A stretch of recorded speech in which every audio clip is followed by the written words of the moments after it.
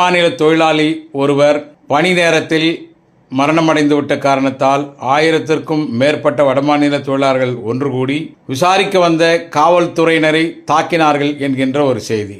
இறந்த தொழிலாளருக்கு இரங்கல் செலுத்துவது நம் அனைவரின் கடமை. அதே நேரத்தில் விசாரணை மேற்கொள்வதற்காக வந்த காவல்துறையினரை தாக்குவது எந்த வகையிலும் ஏற்றுக்கொள்ள முடியாத ஒன்று.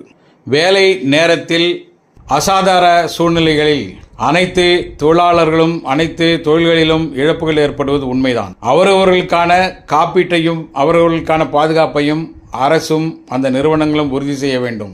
கடந்த 10 ஆண்டுகளில் பல நூற்றுக்கணக்கான வடமாநில தொழிலாளர்கள் விபத்து காரணமாக காயம்பட்டிருக்கின்றனர், இறந்தும் போயிருக்கின்றனர். இந்த இறப்பையும் நாம் நியாயப்படுத்த முடியாது. ஆனால் இத்தனை ஆண்டு காலமாக அந்த பிரச்சனை இறந்த தொழிலாளருக்கும் அல்லது பாதிக்கப்பட்ட தொழிலாளருக்கும் நிர்வாகத்திற்குமான பிரச்சனையாகவே இருந்து வந்தது.